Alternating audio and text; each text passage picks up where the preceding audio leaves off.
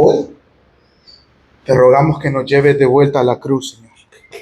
Y mientras estudiamos tu palabra, que nos recuerde, Señor, esas experiencias que hemos vivido, esos momentos en los que tu voz ha sido tan clara para cada uno de nosotros, Señor. Queremos regresar ahí. Te pedimos, Señor, que tu Espíritu Santo nos ayude a escuchar tu palabra, pero más que escucharla, Señor, a poder ponerla en práctica y que de esa manera, Señor, podamos agradarte a ti. Gracias por este tiempo de estudio que nos permites tener. Rogamos que tu Espíritu Santo, Señor, hable en nuestras vidas y que te quedes con nosotros, Padre, en el nombre de Jesús. Amén. Los voy a invitar a que abran sus Biblias en el primer libro de Samuel, capítulo 7.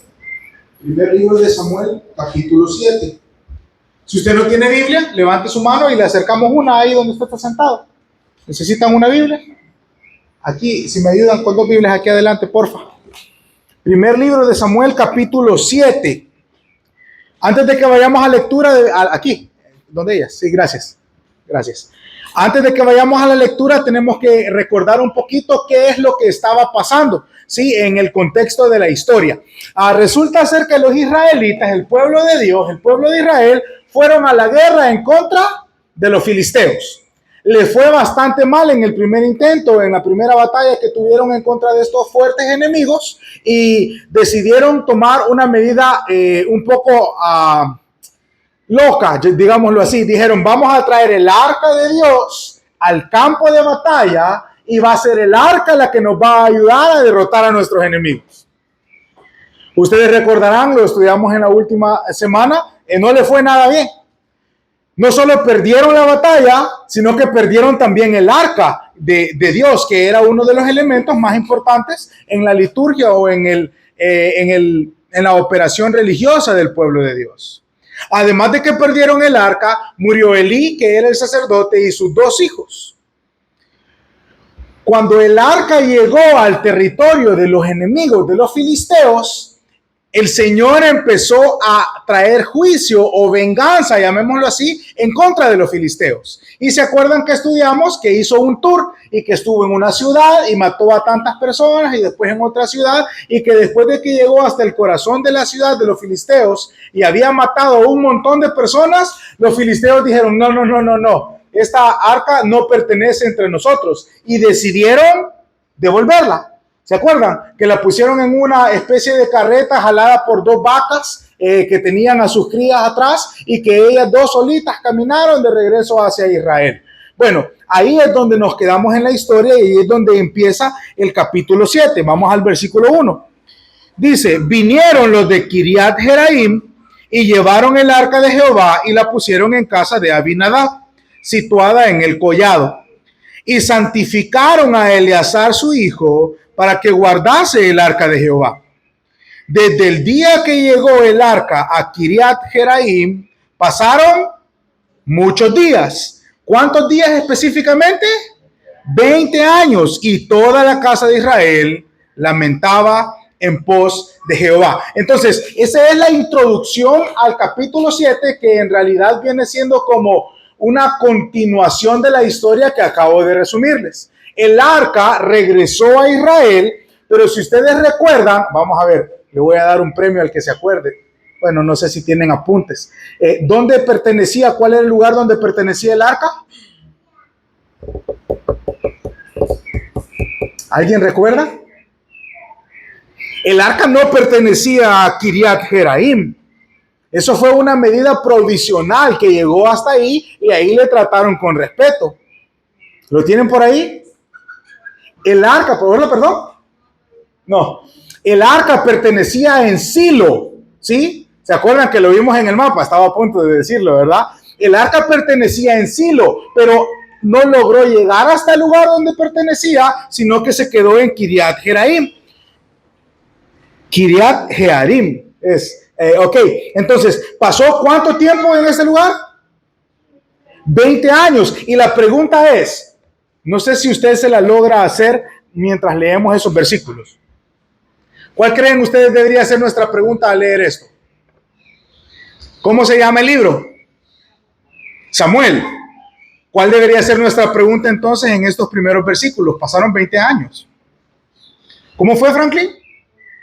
¿Dónde está Samuel? Es una buena pregunta, ¿sí o no? Porque acabamos de ver cómo el Señor ha desplazado el liderazgo de Elí y de sus hijos rebeldes, llamémoslo así, y la pregunta debería ser, ¿dónde está Samuel? ¿Qué hizo Samuel durante este periodo de 20 años?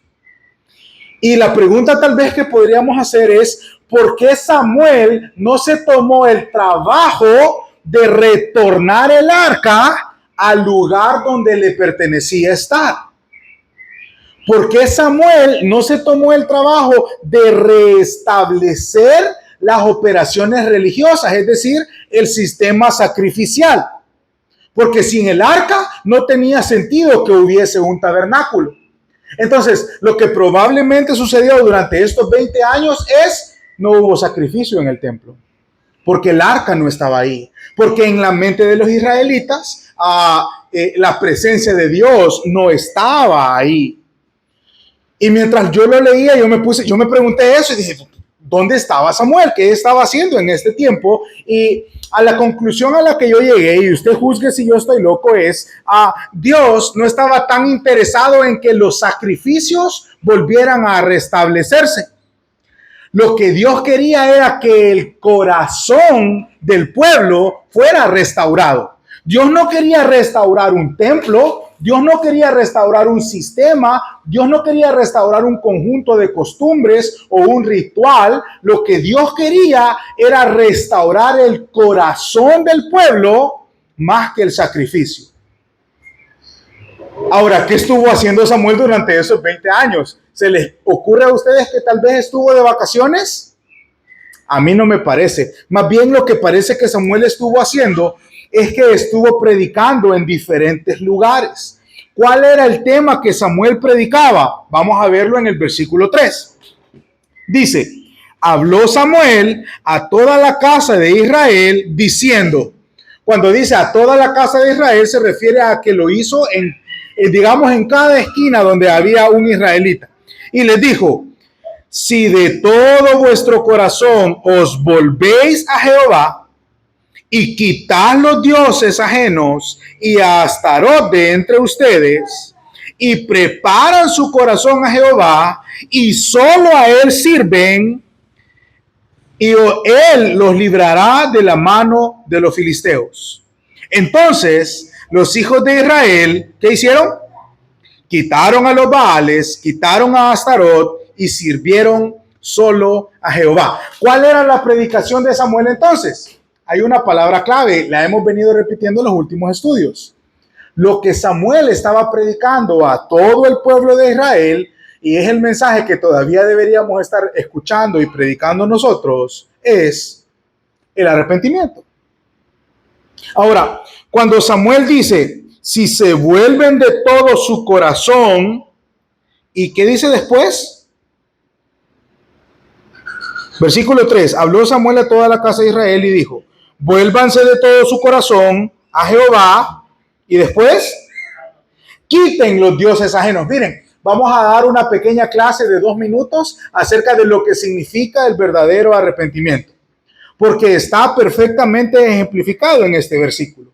El arrepentimiento consta de 2 partes. Mire, ¿por qué vamos a hablar del arrepentimiento? Escuche esto, porque el arrepentimiento es lo único que nos permite llegar al cielo. Usted no puede aceptar a Jesús como su salvador personal y ser salvo a menos que tenga un corazón arrepentido. Entonces, este tema es de vital importancia para todos nosotros. Necesitamos comprender cómo funciona el arrepentimiento. Amén. Amén. Ok.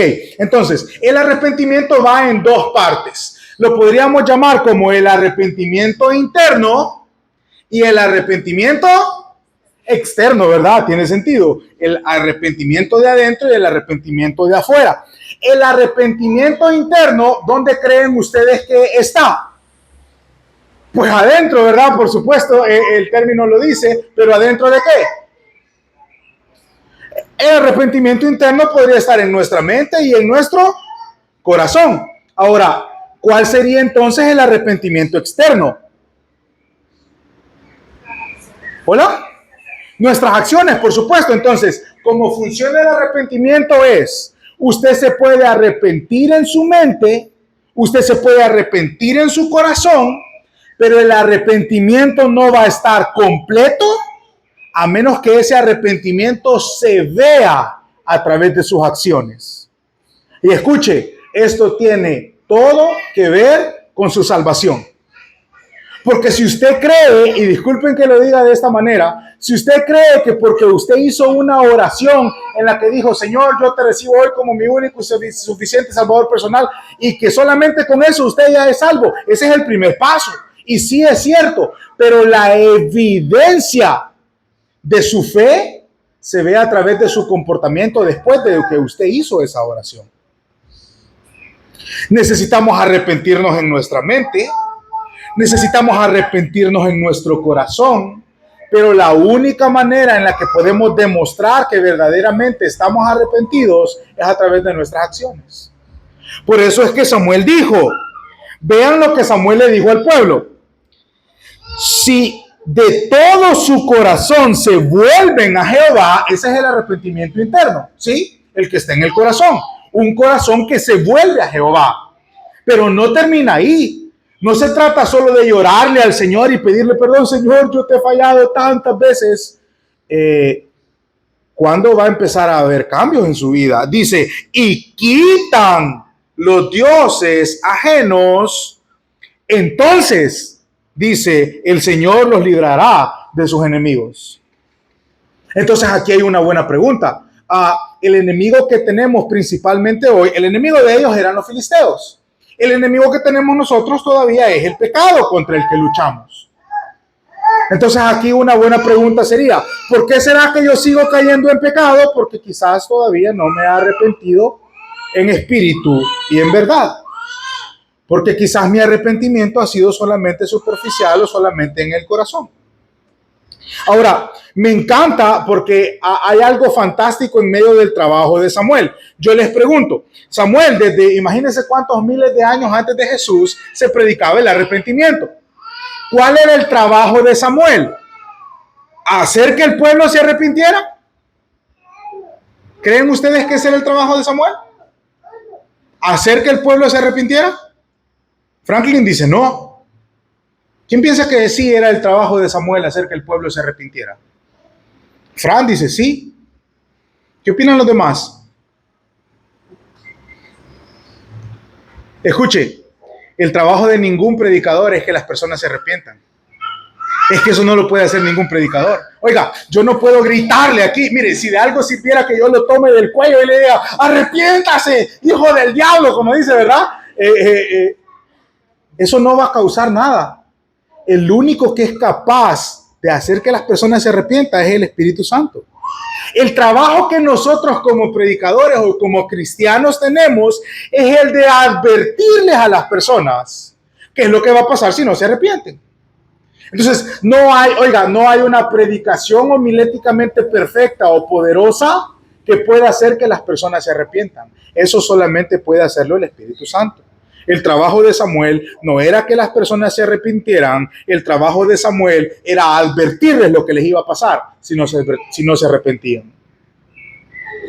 Y hablándolo aquí entre amigos, ¿verdad que a veces es bien importante que alguien nos diga la verdad?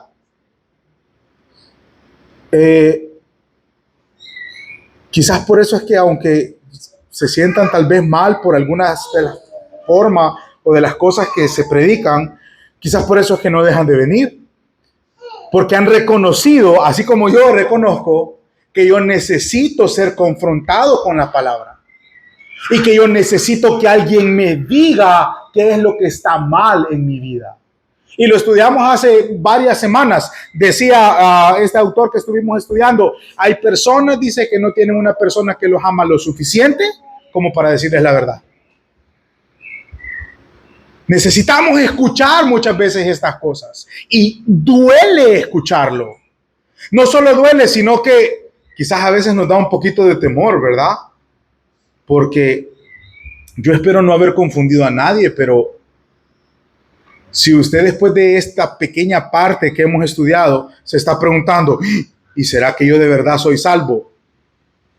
Quizá fuera saludable que usted tenga esa duda, porque eso le mantiene a usted vivo y todavía pensando en, hey, ¿qué está pasando en mi vida? Todavía hay cosas que necesito cambiar. Entonces, vamos al versículo 4. Dice, entonces los hijos de Israel quitaron a los Baales y a Astarot y sirvieron solo a Jehová. Oiga, lo que Samuel le predicó al pueblo es, sirvan solamente al Señor.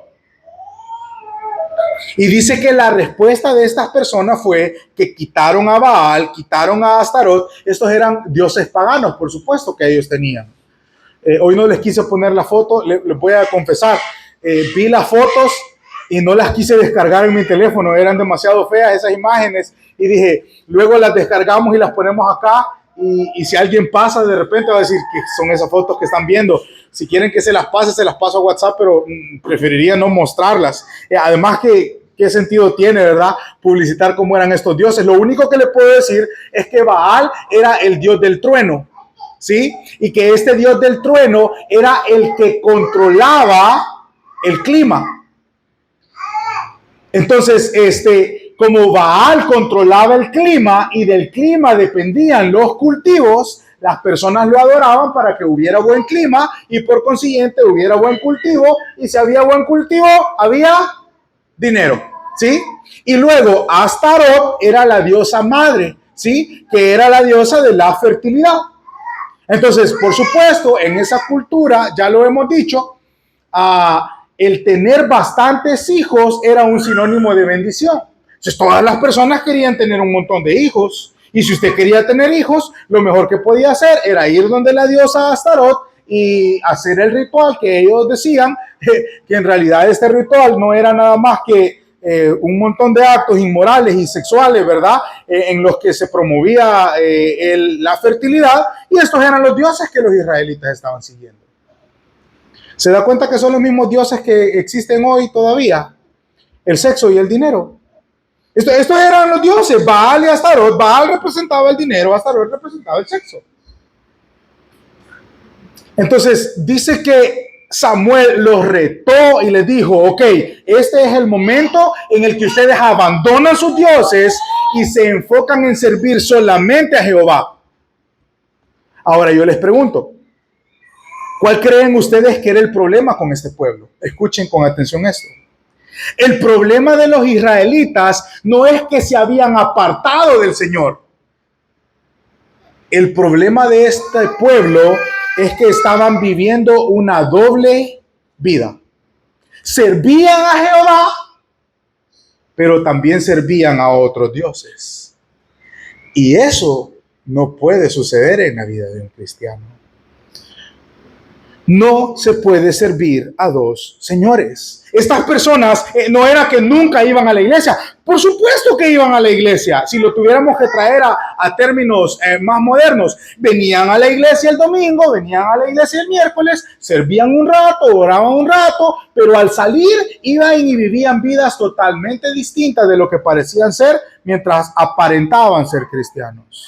Entonces, el problema de estos no es que no creían en Dios.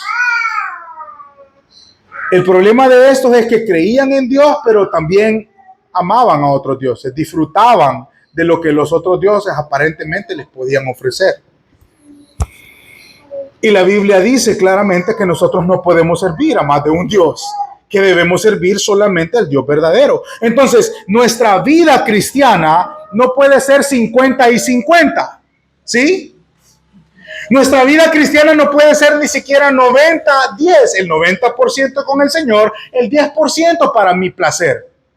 Nuestra vida, escuche, no puede ser ni siquiera el 99% para Dios y el 1% para mí. ¿Qué es lo que Dios quiere? Dios quiere todo de nosotros. Dios no espera el 99% de su corazón. Dios quiere todo de usted. ¿Sabe por qué? Bueno, antes de que lleguemos al por qué, ¿sabe qué es lo que la gente suele decir cuando se predica algo como esto? Ay, los cristianos tan exagerados que son, ya van de legalistas. Alguno todavía podría decir, pastor, hombre, abra la mente. Si estamos en el siglo XXI, no podemos pasar en la iglesia todo el tiempo. Mire, lo siento, yo puedo abrir mi mente todo lo que pueda, pero no puedo cambiar lo que la Biblia enseña. Y es que Dios quiere el 100% de nosotros. Ay, pastor, pero no puedo ni siquiera tomarme un día libre al año. No, lo siento. Mire, si de mí dependiera, yo con todo gusto le daría un día libre para que ese día se desenfrene por completo y parezca como que nunca fue cristiano, pero no es lo que la Biblia enseña. Pastor, pero mire, ¿cuánto tiempo llevo yo haciendo esto? El Señor quiere todo de usted. El Señor quiere el 100% de usted. Lo siento. Oiga, y cuando yo hablo de día libre, no hablo de descanso, hablo de nuestra vida espiritual, ¿sí? No se trata, usted no puede, el cristianismo no tiene un interruptor. ¿Se han fijado cómo funcionan los interruptores? La luz está encendida y cuando usted va al interruptor, se apaga, ¿sí? Nosotros no podemos apagar nuestra vida espiritual. Debemos ser cristianos 24/7, 365 días en el año. Dios quiere el 100% de nosotros. Dios no quiere solamente un ratito a la semana. Dios quiere todo nuestro corazón. Ahora, ¿por qué es que Dios quiere el 100% de usted? Porque Él dio el 100% de sí mismo por usted. Y es que hay una figura fantástica de Jesús en la cruz. Y creo, lo he mencionado antes, pero recuérdeme. ¿Usted se acuerda cuando Jesús está en la cruz en su último momento y uno de los soldados viene con una lanza y atraviesa su costado? Y sale algo de su costado. ¿Qué es lo que salió? ¿Qué salió? Agua. ¿Por qué salió agua? ¿Cuándo fue la última vez que usted se hirió y le salió agua? ¿Qué sale cuando usted se hiere? Sangre. ¿Por qué salió agua del costado de Jesús? Ya no tenía ni una sola gota de sangre. La había derramado toda hasta el final. Pero nosotros queremos un día libre de nuestro cristianismo. Pero nosotros queremos que nuestra carga sea más liviana. Pero nosotros queremos hacer concesiones. Lo siento, no se puede. Usted no puede irse un 99% al cielo y un 1% al infierno. Usted se va a ir enterito para un lado o para el otro. Usted no puede decidir en qué momento va a ser cristiano y en qué momento va a obrar peor que un impío o un pagano. El Señor quiere el 100% de usted. ¿Sabe por qué Él quiere el 100% de nosotros? Porque es la única manera. Porque Él es el único que puede salvarnos. ¿Sabe lo que dice Hechos 4:12? Dice, y en ningún otro hay salvación. Porque no hay otro nombre bajo el cielo dado a los hombres en que podamos ser salvos. Yo lo siento, pero el dinero no puede salvarlo. No, oiga, no piense que en el cielo va a haber una taquilla y que usted va a poder pagar con su tarjeta de crédito o con sus ahorros para poder entrar al cielo. Nadie se ha llevado un solo centavo para la eternidad. El placer no va a poder salvarlo, mucho menos. No hay otro Dios, no hay otra manera de llegar al cielo. ¿Sabe qué es lo fantástico de estos israelitas? Que lo hicieron. Samuel les puso el reto enfrente y ellos lo aceptaron. Dijo, preparen sus corazones, abandonen sus dioses. Y dice el versículo 4, entonces los hijos de Israel quitaron a sus dioses y sirvieron solo a Jehová. Mire, ¿y usted qué está esperando pues para tomar una decisión radical? Es que eso, pastor, no, es que yo todavía estoy joven y quiero disfrutar la vida. Mire, créamelo, yo todavía estoy joven, pero soy más viejo que ustedes. No hay una mejor vida que una vida en Cristo, hombre. Todo lo que el mundo les puede ofrecer sin Cristo lo va a terminar destruyendo su vida. Todo lo que, escuche, esto es fantástico porque yo estoy recién aprendiéndolo a experimentar. Todo lo que el Señor le puede dar en Cristo es plenitud de gozo. Dice la palabra, la bendición del Señor no añade tristeza con ella. Lo que el mundo ofrece es felicidad momentánea y un buen tiempo de dolor. Lo que el Señor ofrece es un poquito de dolor por una recompensa eterna. Pero usted va a tener que decidir. Y va a tener que tomar una decisión firme. Lo único que no se puede es tener un pie en el mundo y otro pie en el Señor. Pues mejor ya no vengo a la iglesia. Ese no es el propósito. Si usted, pastor, si usted se va a poner con eso de que los pecadores no tienen que... Yo no dije eso, yo sé que es un proceso, pero necesitamos escuchar estas cosas.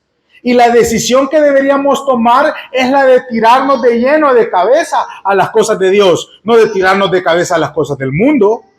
Pero finalmente cada quien va a tener que decidir. Versículo 5 dice, y Samuel dijo, reúnan a todo Israel en Mizpa, y yo oraré por ustedes a Jehová. Mizpa era un lugar bastante importante en la historia del pueblo de Israel. Mizpa fue el lugar donde Jacob se separó de su suegro Labán. Fue el lugar donde el pueblo durante el tiempo de los jueces se reunió para arrepentirse y para volverse a Jehová. Entonces, cuando las personas pensaban en Mizpa, representaba un lugar de separación del pecado y de unión para con el Señor.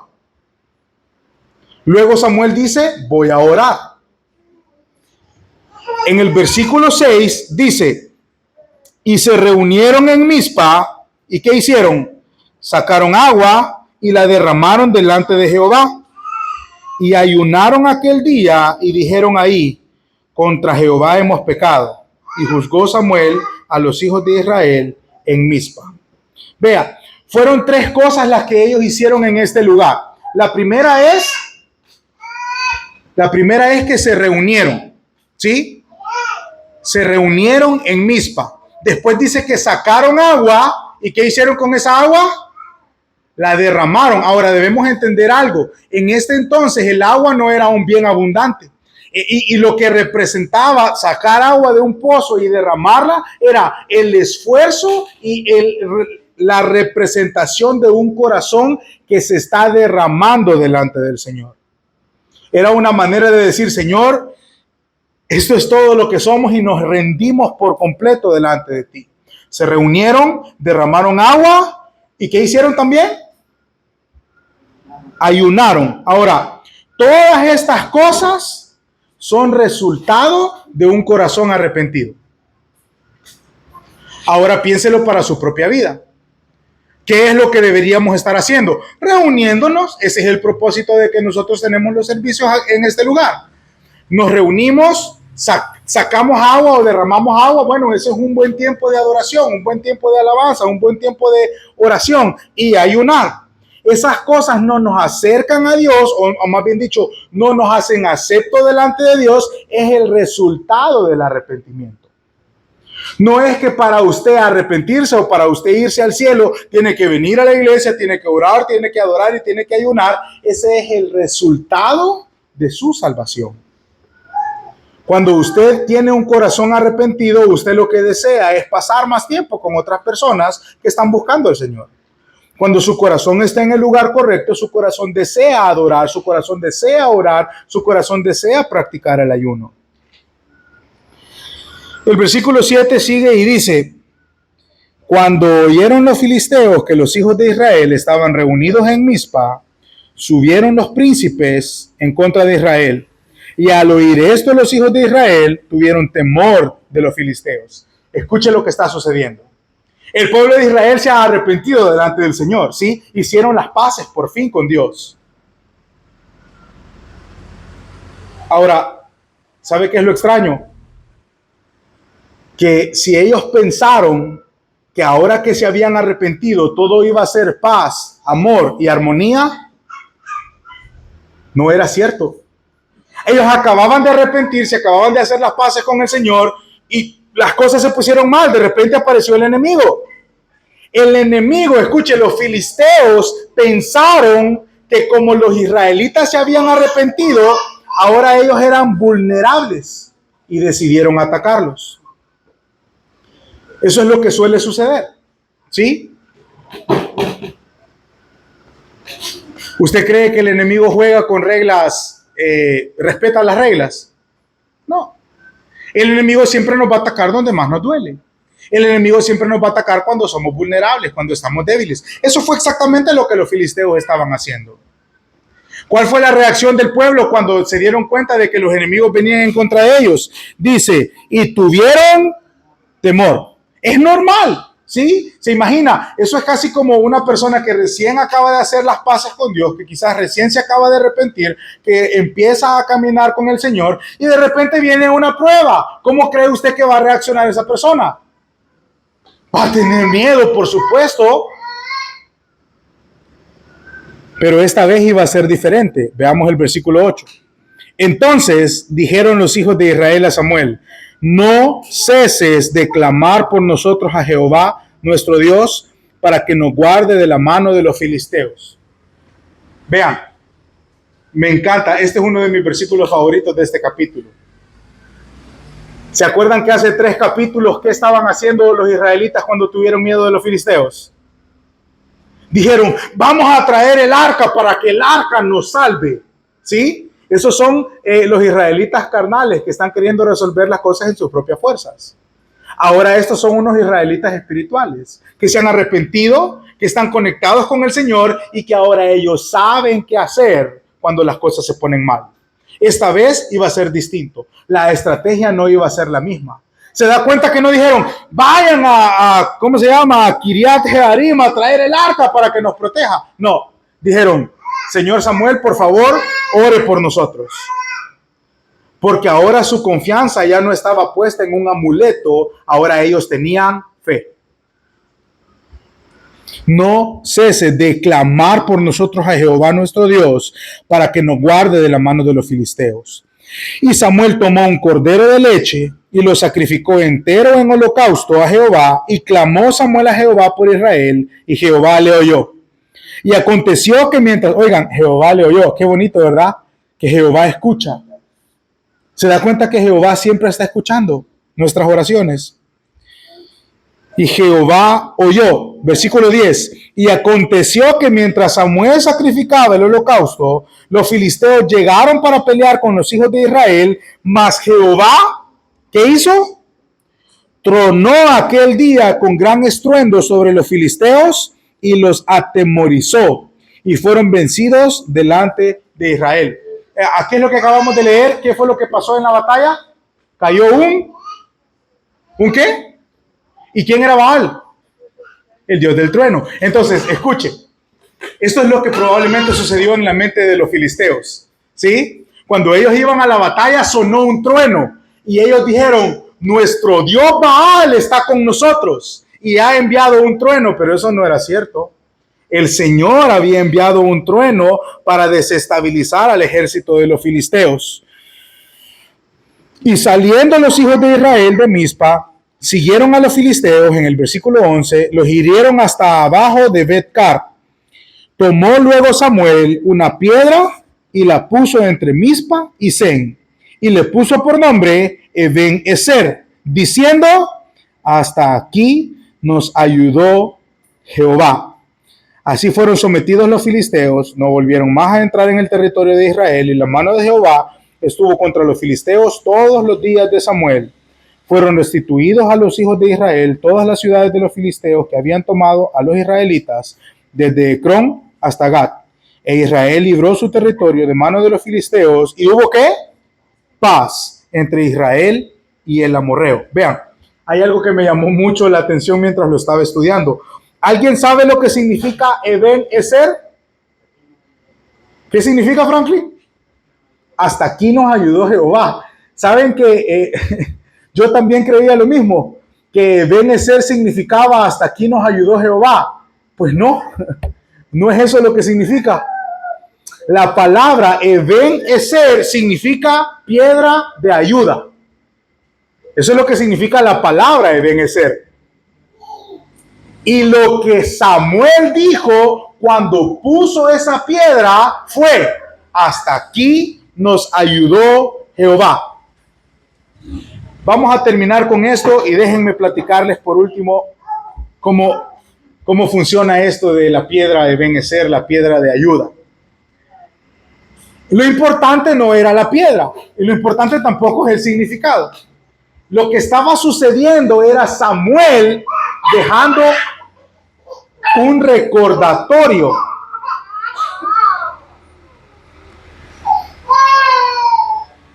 Eben Ezer significa piedra de ayuda. Entonces, ¿qué es lo que estaba pasando?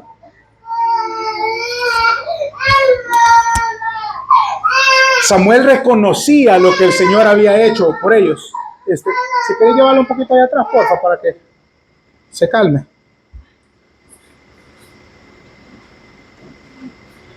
Era un memorial. Samuel estaba poniendo esta piedra y lo que él quería decir fue: nunca olviden lo que Dios ha hecho por usted. Eso es lo que significa la piedra. Era la piedra de la ayuda, era un memorial, era como una estatua, ¿sí? Era como un recordatorio. Y creo yo que para todos nosotros es importante esto. ¿Sabe por qué? Porque tenemos una terriblemente mala memoria. Porque Dios nos ha ayudado tantas veces, porque Dios nos ha sacado de tantos problemas, porque Dios ha transformado tanto nuestras vidas. Pero nuestra naturaleza humana es la de olvidar todo lo que Dios ha hecho por nosotros. Entonces Samuel pone esta piedra y dice que esta piedra sirva como testigo de lo que sucede en la vida de las personas cuando se arrepienten.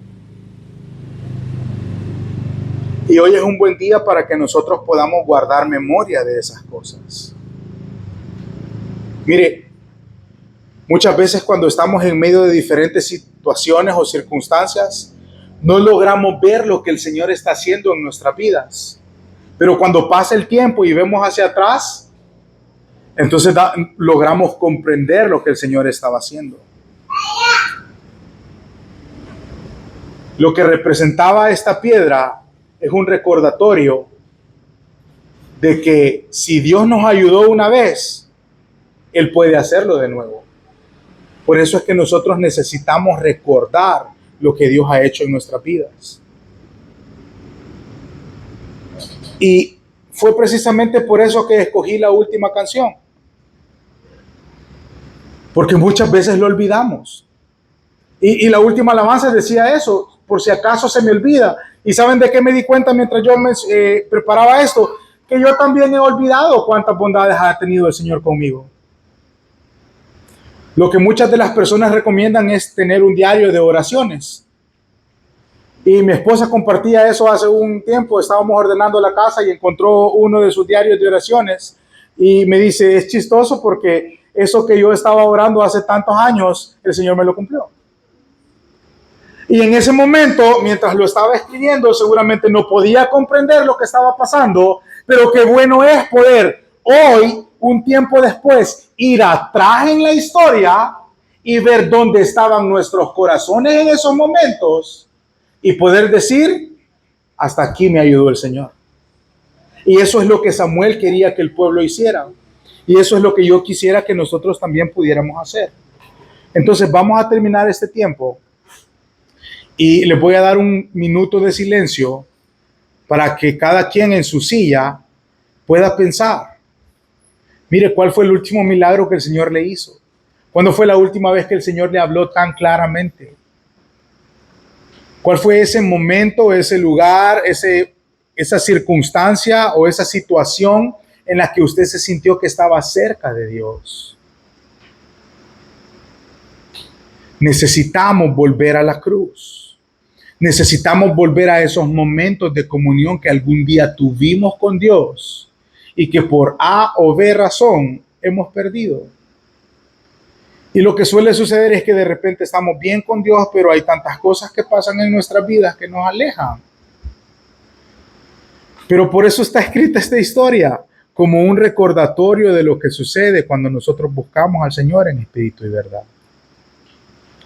Así es que los voy a invitar a todos que cierren sus ojos y que en silencio usted pueda buscar dentro de su corazón ese momento en el que usted se sintió tan cerca de Dios que sentía que nada podía vencerlo. Y si es necesario que usted lo escriba, bueno, hoy antes de que el día termine, tómese un tiempo y empiece a hacer una lista de todas esas cosas que el Señor ha hecho por usted, para que podamos darle gracias y para que podamos honrarlo a Él.